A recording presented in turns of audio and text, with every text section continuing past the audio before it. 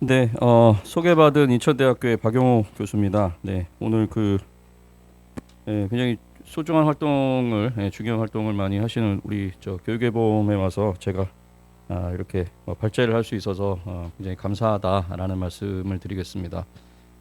뭐 제 이 발표뿐만 아니라 우리 오늘 발표를 이어서 하실 우리 두 분의 또 말씀까지 이제 정리를 해서 같이 들으시면 이 역량이 무엇이고 그다음에 역량을 어떻게 우리가 확인할 수 있고 이걸 어떻게 사용하고 있는지를 좀 이렇게 확인할 수 있지 않을까라는 생각이 있습니다.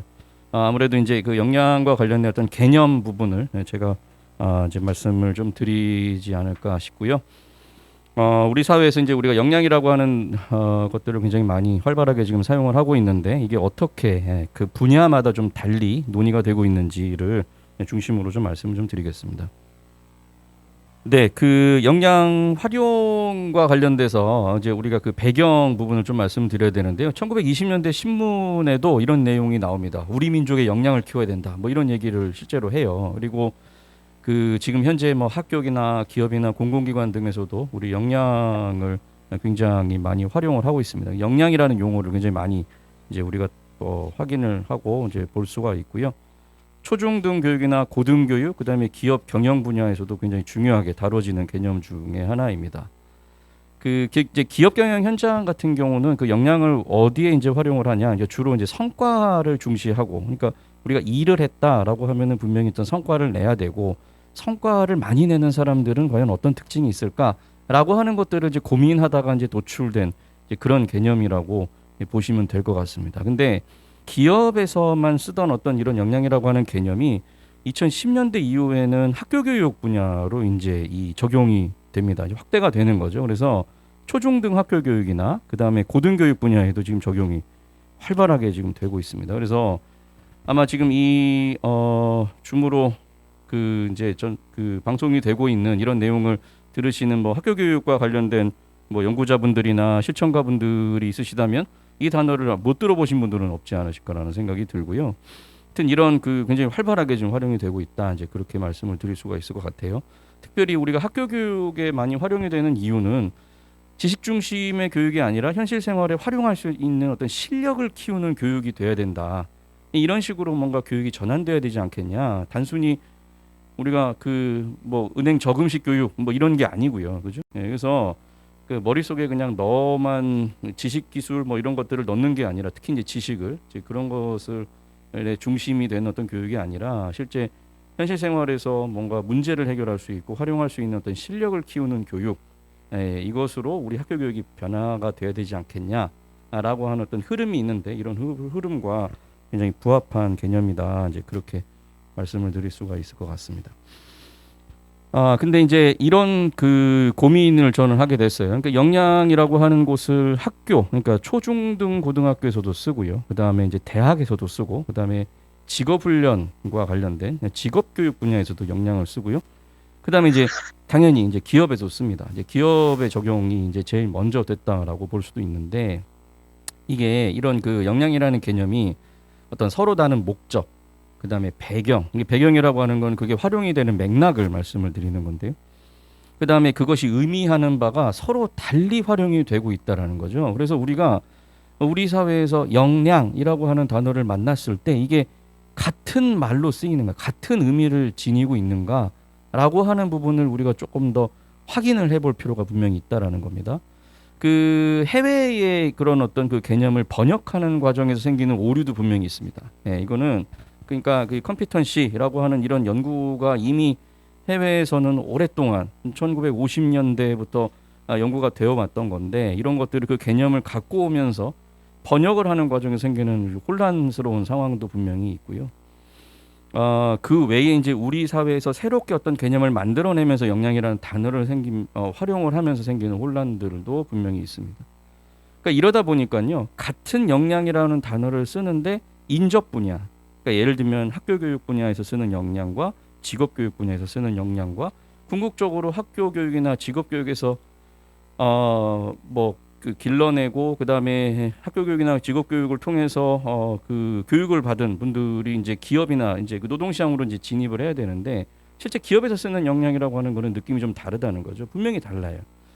그래서 인접 분야 사이에 소통이 막힙니다. 그리고 현실의 문제를 해결하는데 어려움도 발생할 수가 있다라는 생각이 좀 듭니다. 그래서 그 초중등 교육에서 다루는 역량, 그다음에 직업 훈련 기관에서 말하는 역량, 그다음에 기업에서 활용하고 있는 역량의 목적과 개념이 이게 서로 다르다. 말은 같지만 역량이라고 하는 단어는 똑같으나 그 목적, 그다음에 개념 이런 것들이 다르다라고 하는 걸 우리가 좀 이해할 필요가 있지 않을까라는 생각이 있습니다.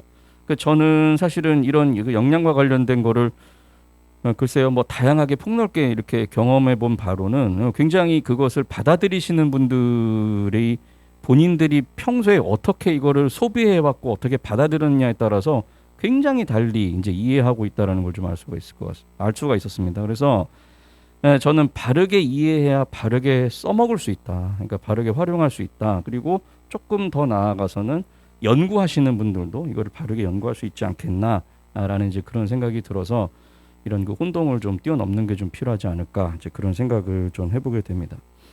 출발은 그겁니다. 이 역량이 과연 뭐냐라고 하는 거를 우리가 좀 논의를 해볼 수가 있을 것 같아요. 뭐 사회과학 뭐 어떤 거든지 간에 우리가 정의를 내리면 참 다양한 정의가 있을 수 있겠죠. 근데 그 역량의 정의를 좀 종합을 해보면 그래도 그 중에서도 최소한의 공통점은 좀 발견이 되지 않나라는 생각이 들어요. 그래서 혼란을 최소화할 수 있는 어떤 이런 시사점을 제공해 준다라고 생각이 됩니다. 그러니까 이런 공통점들을 가만히 보면 이런 것들을 가만히 묶어보면 아 역량이라는 게 이런 거구나라고 하는 걸 알 수가 있다라는 거예요. 그래서 역량의 정의들을 얘기한 많은 학자들, 그다음에 이게 학자들뿐만 아니라 기업이나 뭐 공공기관이나 이런 데서 그 역량을 사용하시는 분들, 학교 교육이나 그래서 사용하시는 분들이 이걸 어떻게 활용하고 있는지 그 프랙티스들도 정리를 해보면 공통점을 이렇게 좀 볼 수가 있습니다. 첫 번째는 무엇인지는 모르겠지만 역량이 일정한 어떤 구성 요소들, 그 밑에 하위 요소들의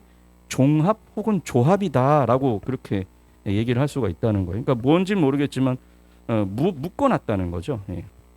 그래서 영어 단어로 쓸 때에는 컬렉션, 셋, 클러스터 뭐 이런 말들을 많이 쓰고요. 그 다음에 역량은 개인의 특성이다라고 하는 얘기들은 이거는 거의 빠짐없이 그 다음에 예외 없이 얘기를 합니다. 그러니까 이거는 개인이 가지고 있는 특성이라는 거예요. 개인의 내적인 특성이라는 거를 얘기를 하는 것이고 세 번째는 그 역량이 논의가 되는 어떤 맥락하고도 관련이 있는데 이게 어떤 그 실질적인 어떤 문제를 해결해내는 것이라고 말씀을 드렸잖아요. 그런 맥락에서 이제 역량이 활용이 된다라고 말씀을 드렸는데 역량이라고 하는 건 뭔가를 해내는 능력이다. 이제 그렇게 얘기를 하고 있습니다. 그래서 이런 얘기들을 종합해 보면 역량이라고 하는 게 개인의 행동 결과에 영향을 미치는 여러 내적 요인들을 이렇게 다 묶어 놓은 거다. 결정체다. 이렇게 얘기를 할 수가 있지 않을까라는 생각이 있습니다.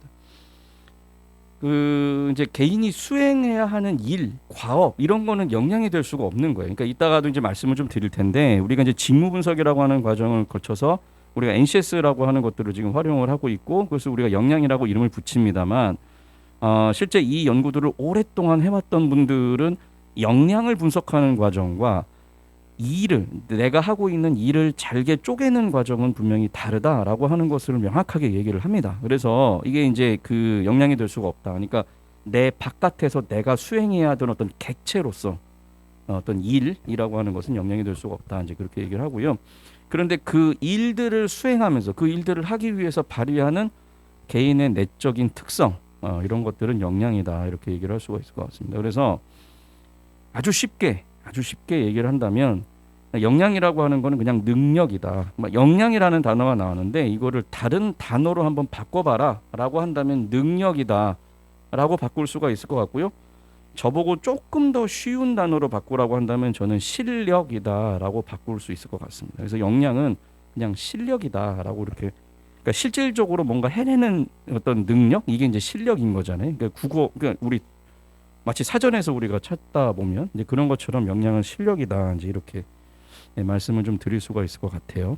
예. 근데 그 아까도 이제 말씀드렸다시피 같은 역량이라는 단어를 사용하고 있지만 서로 다른 개념을 설명하는 경우가 굉장히 많이 있습니다. 그래서 이 개념을 명확하게 규정하지 않고 활용했기 때문에 발생하는 혼동이 분명히 있습니다. 그러니까 근데 분명히 차이가 난다는 거예요. 그러니까 같은 단어를 쓰지만 A라고 하는 게 다르고 B가 다르고 C가 다릅니다. 근데 차이를 무시해서 발생한 혼동이 있다는 점을 우리가 인식하는 것이 굉장히 중요하다는 거고요. 다른 걸 다르다라고 얘기하는 게 굉장히 중요하다라는 말씀을 좀 드리고 싶습니다. 그래서 특히 이제 우리 사회에서 그 영양을 바라보는 서로 다른 세 가지 시선이 있다. 그러니까 서로 다른 어떤 관점들이 있다라는 거죠. 뭐 관점, 시선, 뭐 혹은 영양이 의미하는 바가 서로 다른 세 가지가 있다라고 말씀을 드릴 수가 있을 것 같은데 그게 이제 오늘 말씀드리고 싶은 그런 부분들입니다. 그러니까 이건 뭐 제가 이제 이렇게 뭐 연구해보고 그다음에 어떤 프랙티스나 이런 것들을 확인해보고 저도 활용해보고 하면서 이제 제가 느꼈던 부분을 이렇게 세 가지로 좀 정리를 해봤습니다. 첫 번째는 생애 능력이고요. 또 하나는 기본 노동 능력이고 또 하나가 이제 성공적 성과 창출 능력이다. 이렇게 세 가지로 한번 저는 이제 구분을 해봤습니다. 자, 이제 각각이 어떻게 다른지를 좀 설명을 좀 드리겠습니다.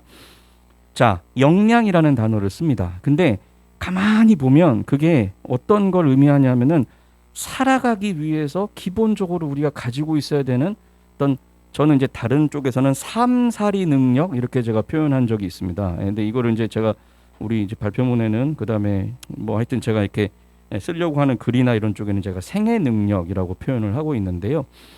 삶을 살아가는데 기본적인 어떤 능력을 얘기할 때도 우리 사회에서는 역량이라는 단어를 쓴다라는 거죠. 그러니까 예를 들면 우리나라 학교 교육이 그러니까 이 동영상을 보시고 지금 참여해 보신 분들이 다 알고 계시는지는 모르겠습니다만 우리나라 학교 교육의 근간에는 역량이 있습니다. 역량이 있습니다. 조금 더 그 교육부나 이런 학교 교육 분야에서 쓰는 용어로 쓴다라고 하면 핵심 역량이라고 하는 게 들어가 있다 이렇게 말씀드릴 수가 있는데요. 현재 우리나라 초중등 교육과정은 2015 개정 교육과정인데 근데 얼마 전에 이제 2022 개정 교육과정이 나왔죠. 그것도 이따 말씀드릴 텐데 이 교육과정이 역량에 기반한 교육과정입니다. 그리고 초중등 학교 교육의 6대 핵심 역량을 저렇게 이제 제시를 하고 있습니다. 그래서 자기관리 역량, 지식정보 처리, 창의적 사고, 심리적 감성, 의사소통, 공동체. 그래서 이 국가교육과정 그 저기 홈페이지나 이런 데 가서 보면요.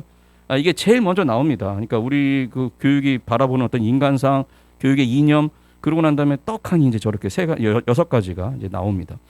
근데 어떤 용어를 쓰고 있나? 이제 핵심 역량이라는 용어를 쓰고 있습니다. 네, 이게 이제 하나의 역량이라고 얘기했을 땐 이거는 삶을 살아가는데 기본적으로 우리가 갖춰야 되는 능력 이런 걸 얘기할 때 우리가 역량이라는 단어를 쓴다는 거고요. 이거는 우리나라만 쓰는 말이 아닙니다. 이제 글로벌 교육 환경 변화와 관련돼서도 우리가 이런 역량이라고 하는 말을 많이 씁니다.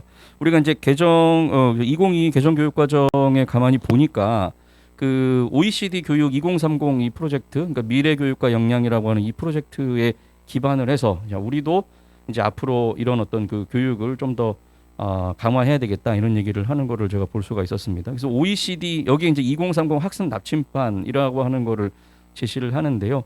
미래 사회 변화에 대응하기 위해 필요한 일종의 내비게이션이다. 이제 얘기하면서 여기에 어떤 거를 얘기하냐면 트랜스포메이티브 컴피턴시, 그러니까 변혁적 역량이라고 하는 걸 얘기를 해요. 여기서도 이제 역량이 기초가 되는 거죠. 역량이라는 단어를 실제로 씁니다. 그래서 우리나라에서도 그걸 번역할 때 당연히 역량이라고 번역을 하고 있고요. 그래서 새로운 가치 창출, 갈등과 딜레마 조정, 책임의식 이런 것들이 이제 세 가지 트랜스포메이티브한 역량이다. 이제 그런 얘기들을 하고 있습니다. 또 생애 능력, 역량이라고 하는 말을 쓸 때 또 어떤 게 있을까? 성인들을 대상으로 하는 어떤 이런 그 사례들도 있어요.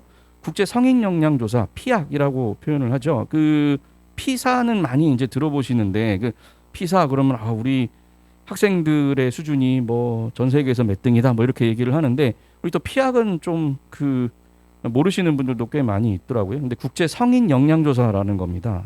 그래서 Program for the International Assessment of Adult Competencies 이렇게 되어 있습니다. 그래서 여기에도 영어 단어로 competency라고 되어 있고요. 그다음에 이거 우리나라에서 번역을 할 때도 국제 성인 역량 조사라고 하고 있습니다. 뭘 재냐? 문해력, 수리력, 문제 해결력 이런 걸 재요. 저렇게 하면은 그러니까 수리력, 뭐 2차 함수를 푸나 이제 그런 거 같더라고 생각하실 수 있는데 그게 아니고요. 아주 기본적인 지금이 3시다. 근데 앞으로 2시간이 지나면 몇 시가 될까? 뭐 이런 문제가 나와요. 아주 기본적인.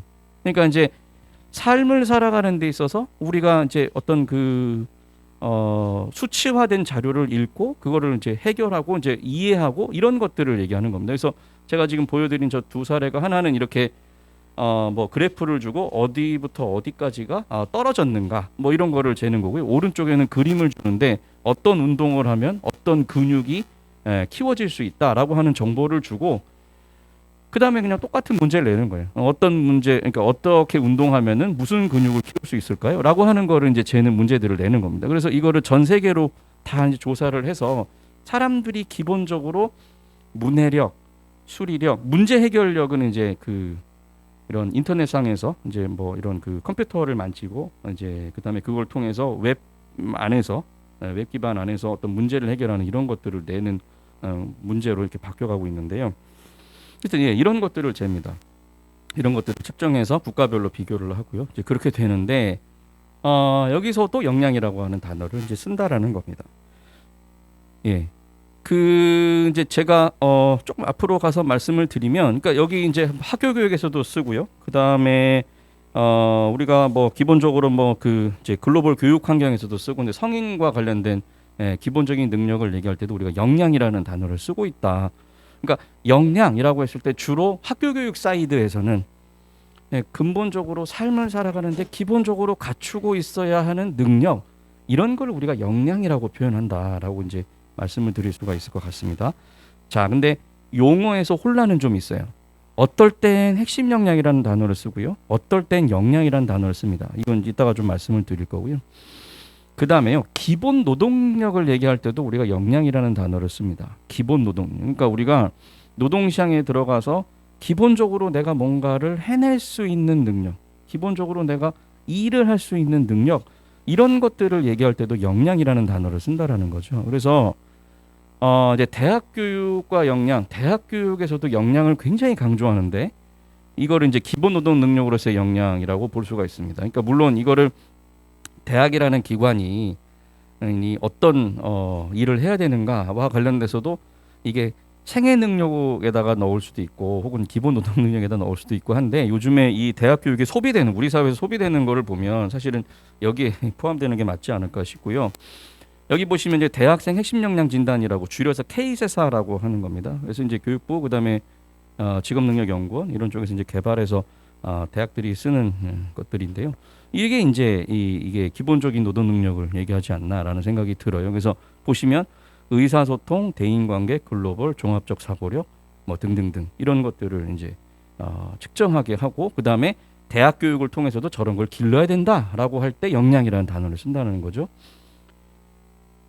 우리 이제 지난 뭐 8월 이때 이제 발표가 돼가지고 뭐 일부 대학들 뭐 이렇게 막 신문에도 이제 회자가 되기도 하고 뭐 이렇게 얘기가 되고 있습니다만, 우리나라 고등교육 정책에 있어서 고등교육 정책을 이제 펴나가는 데 있어서 굉장히 중요한 것 중에 하나가 이제 대학을 이제 평가하는 거죠. 그래서 기본 역량 진단 평가 지표에도 역량이 굉장히 중요하게 다뤄져 있어요. 아예 그 평가 편람에 뭐라고 써 있냐 하면, 이게 이번 평가 편람입니다. 교양은 핵심 역량을 중심으로 해라. 예, 핵심 역량이 기본이 돼야 된다. 예, 그 다음에 전공은 전공 능력을 중심으로 해야 된다라고 얘기를 하는 거예요. 실제 제가 들은 얘기입니다. 뭐라고 하냐면, 도대체 저 핵심 역량은 뭐고 전공 능력은 뭐냐? 라고 하는 거에 대해서 굉장한 혼란이 있어요. 예, 굉장히 혼란이 있습니다. 예, 예. 그러니까 이제 말을 이제 우리가 저렇게 이제 쓰다 보니, 그럼 핵심 역량이라고 하는 건 뭘까? 실제 웃지 못할 일인데요. 핵심 역량이라고 하니까 일부 교수님들이 반발을 하는 거예요. 어떻게 이 대학에서, 기업에서 활용하는 핵심 역량이라는 개념을 활용할 수 있겠냐라고 막 반발하는 경우도 제가 실제로 봤거든요. 근데 이게 지금 말을 사실은 잘못 쓰는 게 아닌가라는 저는 그런 생각이 좀 드는 거예요. 그래서 그냥 역량이라고 하는 단어를 써도 되지 않을까라는 말씀을 드리고 싶은 건데, 근데 어찌됐건 앞에 뭔가 그 수식어가 붙긴 붙지만 대학 교육에서도 어떤 역량이라는 단어를 굉장히 쓰고 있고요. 우리가 이제 2010년대 들어서면서부터, 그다음에 특히 이제 그 지난 정부에서 우리 이제 그 정책 포럼과 관련돼서도 우리 교육에 보면서도 지난번에 고민정 의원님 의원실하고도 같이 뭐 포럼을 하신 것 같던데요. 그러니까 저도 오다 보니까 이제 좀 공부하고 왔는데, 예, 근데 NCS 그다음에 그 뭡니까 블라인드 채용 이건과 관련돼서 뭐 하셨더라고요. 근데 NCS와 관련된 것도 가만히 보시면 이게 이제 내셔널 컴피턴시 스탠다드라고 되어 있는데 국가 직무 능력이라고 표준이라고 되어 있는데 저 중간에 뭐냐면 저게 이제 컴피턴시에서 그 C가 이제 그 역량이라고 이제 이름을 이제 붙이는 경우들도 있다라는 거죠. 그래서 직무를 수행하기 위해서 요구되는 과업이나 지식, 기술, 태도 등을 국가가 체계화해 놓은 게 이제 국가 직무 능력 표준입니다. 그래서 어떤 직무가 있어요. 그럼 이걸 잘게 쪼갭니다. 그래서 직무, 능력 단위, 능력 단위 요소, 그다음에 수행 준거, 지식, 기술, 태도 이렇게 나눠요. 네. 그래서 이제 이렇게 일을 쪼개는 방법인 거죠. 네. 이제 그런데 NCS는 사실은 역량 분석이라기보다는 직무 분석에 좀 가깝다라는 말씀을 좀 드리고 싶어요. 예, 그래서 이 각 직무마다 예를 들면 어떤 일을 하는 사람들이 해야 하는 일을 잘게 쪼개는 그런 것들은 사실은 역량이라기보다는 개인이 내적으로 가지고 있어야 되는 특성이라기보다는 개인들이 수행해야 하는 업무에 가깝다라는 말씀을 좀 드리고 싶습니다. 자, 그런데 NCS 논의에서 한 가지 우리가 주목할 부분은 역량과 관련해서 주목할 부분은 직기초입니다. 직업기초 능력은 개인들이 갖춰야 되는 근본적인 능력에 가깝다라는 거죠. 그래서 말씀하신 의사소통 능력, 자원관리 능력, 문제 해결 능력 이런 것들은 앞에서 보셨던 K세사에서 다루었던 그런 그 역량이라고 하는 것들과 굉장히 결을 같이 하고 있는 게 아닌가 이제 그렇게 보실 수가 있는 거죠. NCS의 예인데요. 이게 경호 직무입니다. 그래서 가만히 보시면 우리가 어떻게 이해하냐면은 저기 보시면 경호 기획, 경호 교육 훈련, 그다음에 경호 정보 보안 관리 등등등등등 해서 12개로 지금 우리 능력 단위로 나눴는데 실제 현장에서는 저 능력 단위 하나하나를 경호 기획 역량, 그다음에 뭐 선발 경호 뭐 이런 것처럼 수행 경호 이런 것처럼 선발 경호 역량, 수행 경호 역량 이렇게 표현을 합니다만 역량의 큰 범주가 뭐냐면은 개인들이 가지고 있어야 되는 능력이다라는 측면에서 본다면 저거는 개인들이 가지고 있어야 되는 능력이 아니라 개인들이 수행해야 하는 바깥에 내 안에 들어가 있는 게 아니라 내가 수행해야 되는 과업이라는 거죠. 그래서 이 분석 방법이 굉장히 다르다라는 말씀을 좀 드리고 싶습니다. 또 하나가 국가 역량 체계입니다. NCS까지는 많이들 아시는데 국가 역량 체계는 잘 모르시더라고요. 근데 이게 사실은 국가 역량 체계가 먼저 만들어져 있어야 하는 겁니다. 그러니까 이게 만들어지고 난 다음에 사실은 우리가 NCS가 만들어져야 되는 건데요. 이게 뭐냐면요. 크게 우리나라 국가에서 저 사람은 한 7단계 되는 것 같아. 저 사람은 5단계야. 라고 하는 것들을 이렇게 볼 수 있는 큰 국가 단위 어떤 체계를 만들어 놓은 겁니다. 이게 이제 NQF인데요. 이게 NQF는요, 보통 명사입니다. 그러니까 한국의 NQF가 있고, 호주의 NQF가 있고, 유럽의 NQF가 있고, 등등등 이렇게 있는 거예요. 그래서 지금 말씀드린 이 국가들, 호주나 유럽이나 뭐 영국이나 이런 것들은 다 만들어서 이거를 활발하게 활용하고, 특히 호주나 이런 것들은 이제 활용하고 있는데요. 교육 훈련이 있고요. 그다음에 개인들이 가지고 있는 자격 같은 게 있잖아요. 그다음에 경력 이런 게 있으면 그거를 다 종합해서 판단을 했을 때 이 사람은 몇 등급 정도 되는 것 같아 라고 하는 것을 이렇게 나타낼 수 있는 체계다 이렇게 볼 수가 있습니다. NQF는 보통 명사로 있고 우리나라 거는 뭐냐 그러면 KQF입니다. 한국형 역량 체계다 이렇게 되어 있습니다. 그래서 보여드리는 게 이게 이제 고시가 된 건데요. 근데 이게 저도 이게 확정적으로 하여튼 이게 고시가 된 겁니다. 2019년도 2월에 이제 고시가 된 건데 이렇게 보시면 1단계부터 8단계까지 있어요. 그러니까 누군가가 명함에 지금은 명함에 뭐 박사 이렇게 써가지고 다니잖아요. 근데 그게 아니고 이 NQF가 완벽하게 작동을 한다. 우리 사회에서 그렇다라고 하면은 뒤에다가 박사라고 쓰지 않고 KQF 레벨 7 이렇게 쓰는 거예요.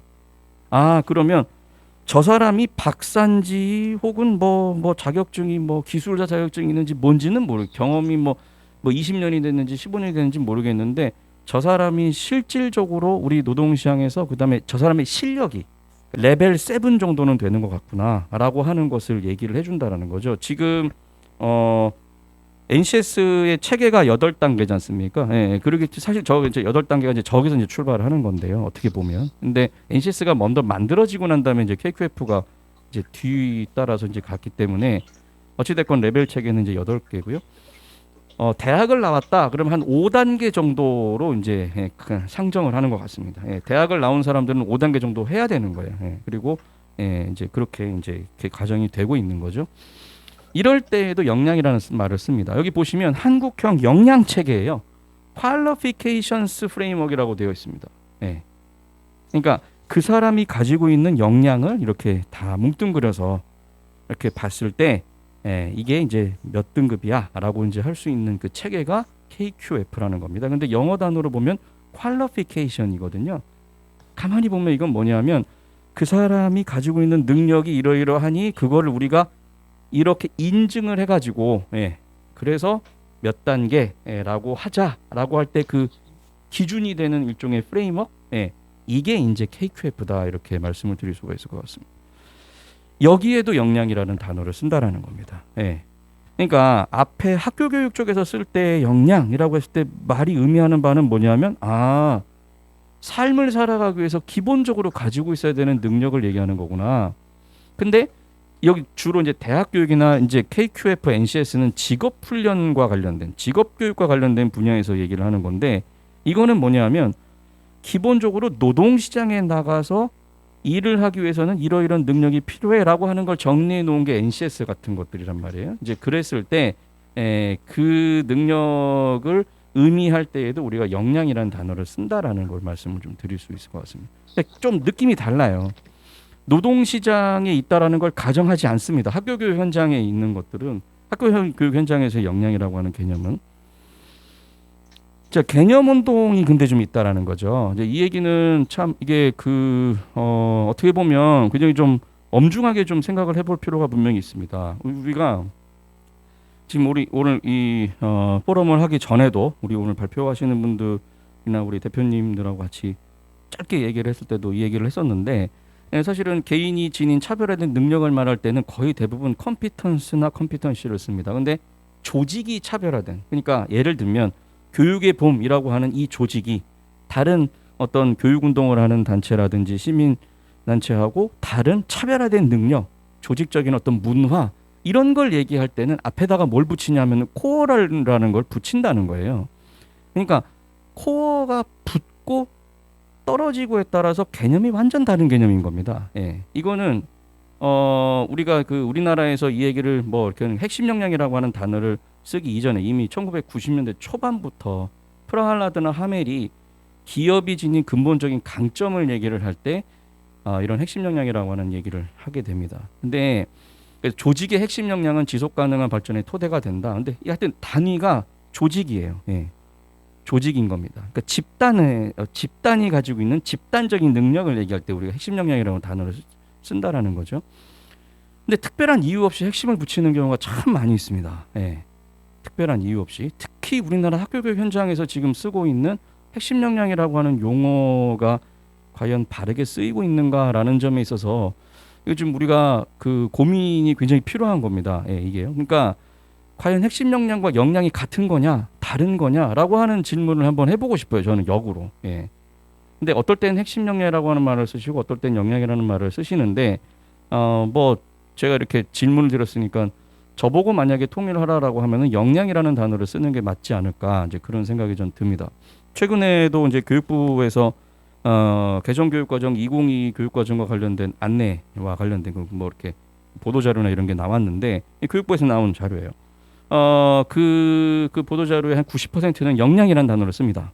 근데 어떤 부분에 가면 핵심 역량이라는 단어를 쓰시는 거예요. 과연 역량과 핵심 역량이 같은 거냐, 다른 거냐, 이렇게 저는 반문하고 싶다라는 거죠. 굉장히 혼란스럽게 지금 활용이 되고 있는데 사실은 개념적으로 본다면 역량이라고 하는 단어를 그냥로 통일하는 것이 맞다라는 말씀을 좀 드리고 싶습니다. 그래서 핵심이라고 하는 말을 굳이 붙일 이유는 별로 없지 않을까 이제 말씀을 드리고요. 그 다음에 역량 분석과 직무 분석 이것도 이제 굉장히 헷갈리는 거죠. 그래서 오늘 우리 그 두 번째 발표가 정한나 연구원님께서 역량 모델링 뭐 이런 얘기도 해주시는 것 같은데, 근데 역량을 분석하는 거는 개인이 내재된 특성을 뽑아내는 거고요. 직무 분석은 큰 일이 이만큼 있으면 그 일을 계속 잘게 쪼개나가는 걸 얘기를 하는 겁니다. 그러니까 개인이 어떤 특성을 가지고 있는가라고 하는 걸 분석할 거냐, 아니면 내가 하는 일이 어떻게 구성이 되어 있는가라고 하는 거를 분석할 거냐에 따라서 길이 다르다는 거예요. 예, 길이 다르다는 거예요. 그러니까 나가가지고 좌회전을 할 거냐 우회전을 할 거냐 이거하고 똑같습니다. 그러니까 영양 분석의 결과는 저렇게 나와. 예를 들면 성취 지향성, 분석적 사고, 주도성, 유연성, 예, 등등등등등. 이거 실제 사례에서 지금 제가 조금 수정해서 말씀을 드리는 건데 똑같은 업무를 하는데 비슷한 업무인데 A 기업은 영양 분석을 한 겁니다. 근데 B 기업은 직무 분석을 했어요. 어떻게 보면 업무 목표 제시, 신임 설계사 발굴, 설계사 관리, 고객 관리 이렇게 되어 있어요. 두 번째 거는 직무 분석이라는 거죠. 예, 예. 그러니까 일이 어떻게 구성이 되어 있냐라고 하는 걸 잘게 쪼갰다라는 겁니다. 그래서 NCS는 명백하게 직무 분석의 접근 방법을 활용을 하고 있습니다. 예. 컴피턴시라고 하는 단어를 사용하고 있지만 역량 모델링의 방법과는 굉장히 다른 거예요. 그래서 능력 단위를 우리가 역량이라고 하는 이름으로 부르고는 있지만 개인이 지닌 능력이 아닌 수행해야 하는 책무, 그 듀티라고 표현하는데요. 이 방법에서는 데이컴이라고 하는 방법을 쓰는데 하여튼 이게 좀 차이가 있다라는 말씀을 좀 드리고 싶습니다. 그래서 저한테 오늘 이제 개념과 관련된 얘기를 좀 해달라라고 요청을 해주셨는데 개념을 저보고 뭔가 문제가 될 만한 개념이 뭐가 있을까요? 그럼 저는 이제 이런 얘기를 좀 해드리고 싶은 거예요. 예, 그리고 똑같은 단어를 쓰고 있지만 세 가지가 좀 다르다라는 말씀을 좀 드리고 싶습니다. 역량력 모델링 프로세스는 저렇고요. 근데 제가 이거는 굳이 자세하게 얘기 안 할게요. 우리 뒤에 정한나 연구원님께서 또 말씀을 해주실 거기 때문에 하여튼 그렇고요. 직무 분석만 조금 말씀을 드리면 데이컴 워크샵, 이건 이제 데이컴 워크샵의 예인데요. 브레인스토밍을 해가지고 본인이 어떤 일을 하고 있는지를 한 다음에 그 본인이 하고 있는 일을 가지고 직무 분석을 하는 책무를 확인합니다. 그러니까 한 번 쪼갠 게 책무예요. 자, 그 다음에 그 책무를 구성하는 과업을 다시 확인을 하고요.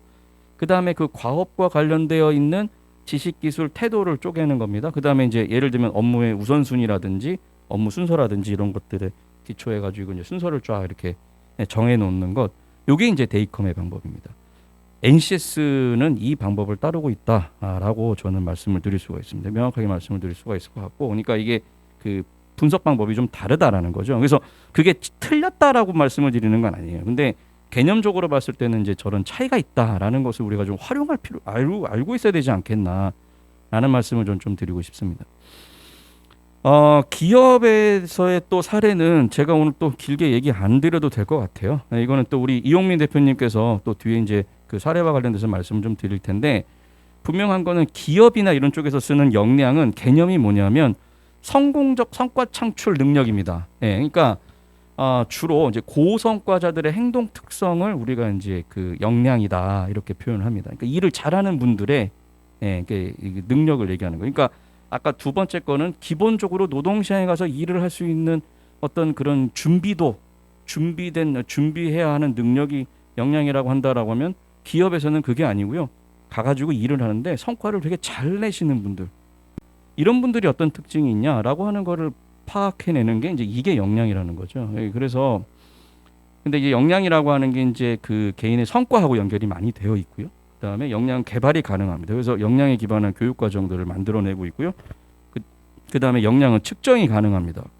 그래서 역량 기반의 평가가 이루어지고 있습니다. 특별히 저 밑에 거 두 개를 보시면 우리나라 공공기관이나 이런 데 보면요. 다 하여튼 공공기관뿐만 아니라 거의 대부분의 이 조직의 교육 체계도는 역량에 기초하고 있습니다. 예, 역량에 기반한 교육 과정, 역량에 기초한 교육 체계 이런 걸 운영하고 있거든요. 그 다음에 그래서 이제 그 왼쪽에 보이시는 게 이게 지금 우리 뭐 중앙부처의 5급, 과장급, 그 다음에 고공단 이런 분들이 갖춰야 되는 역량 모델이고 저걸 이제 교육으로도 푸시고요. 오른쪽에가 이제 역량 평가거든요. 평가센터라고 표현을 하는데 이분들을 모시고 이제 그 역량을 평가하는 이제 그런 방법들을 사용하고 있다라는 거죠. 제가 이제 기업의 사례나 이런 것들은 이제 구체적으로 드리기가 좀 그래서 근데 이제 이후에 이제 이용민 대표님께서 말씀해 주시겠습니다만 이런 것처럼 이제 이런 차이가 좀 있다. 마지막 슬라이드입니다. 제가 시간 한 5분 좀 더 쓴 것 같은데 죄송합니다. 근데 그 역량에 서로 다른 세 가지 시선이 있다. 그리고 그 의미가 서로 다르다라는 말씀을 좀 드리고 싶어요. 역량은 다차원성이 있다라는 얘기를 하신 학자들이 있습니다. 하나의 관점으로 이해하기가 좀 사실은 어렵다는 거예요. 개인의 그런데 분명한 거는 영양은 개인의 특성이라는 건 분명하다는 거죠. 예. 그래서 서로 다른 세 가지 시선, 관점 뭐냐? 하나는 생애 능력이다. 제가 말씀드리고 싶은 건 또 하나는 기본 노동 능력이다. 또 하나는 성공적 성과 창출 능력이다. 그러니까 일을 잘하시는 분들의 능력이다. 근데 목적이 뭐냐? 저걸 가지고 목적이 뭘 하려고 하는 거냐? 그러면 생애 능력은 건강한 개인을 만들어내는 거예요. 예, 그렇지 않겠습니까? 우리나라 학교 교육이나 평생 교육에서 주로 저 생애 능력으로서의 역량을 얘기를 하는데 신체적으로 그다음에 정신적 심리적으로 건강한 개인을 양성해내는 게 사실은 학교 교육의 목표인 거죠. 예. 근데 그 기본 노동 능력으로서의 역량, 그럼 이건 주로 직업 교육 분야에서 써요. 목적이 뭐냐? 노동할 수 있는 생활인을 만들어내는 게 이 직업 교육의 어떤 일종의 목적인 거죠. 그때도 역량이라고 하는 말을 쓰고요. 그 다음에 기업에서는 일을 잘하는 인재를 만들어내고 싶고 평가하고 싶어요. 예. 예, 이건 이제 주로 이제 그런 성공적 성과 창출 능력인데 학문적으로 보면 심리학이나 경영학 이런 쪽에서 이 논의들을 많이 해왔다는 거죠. 근데 그럼 다 다르기만 하냐? 다르기만 하냐? 근데 저 세 가지를 관통하는 한 가지가 있습니다. 그게 뭐냐? 역량은 실력이라는 거예요. 예. 역량은 실력이라는 겁니다. 예. 그러니까 지금 우리 뭐 역량 기반의 채용 이렇게 해서 지금 5회에 걸쳐서 포럼도 하시고 그러는데 궁극적으로 뭐냐? 실력을 우리가 체크를 해서 실력이 있는 사람들을 뽑는 어떤 그런 채용의 문화, 그다음에 어떤 그 교육의 문화 이런 것들이 필요하지 않겠냐라는 관점으로 아마 이 일들을 하시지 않을까라는 생각이 되는데요. 역량은 사실 그 관점에서는 다 통일이 된다는 겁니다. 그러나 각각이 조금 다르다라는 거죠. 그래서 역량이 역량의 본 의미대로 사용되고 있는지를 우리가 좀 확인해 볼 필요가 분명히 있다라는 것이고요. 그다음에 역량 중심의 채용, 역량 중심의 교육이라고 하는 건 궁극적으로는 실력 중심의 채용, 실력 중심의 교육이 아닐까라는 생각이 좀 듭니다. 뭐 사실은 이제 이런 내용들과 관련돼서도 뭐 다양하게 말씀을 드릴 수가 있을 것 같습니다만 우리가 이제 개념적으로 보면 이렇다라는 말씀을 드리고요. 그다음에 그 역량이라고 하는 게 서로 같은 단어를 쓰고 있지만 여러 가지 다른 의미로 사용되고 있다라고 하는 것을 우리가 이해하고 아는 것, 다른 건 다르다라고 얘기할 수 있는 것, 이게 굉장히 필요하지 않을까라는 말씀을 끝으로 드려봅니다. 네, 귀한 시간 허락해 주셔서 감사합니다. 네.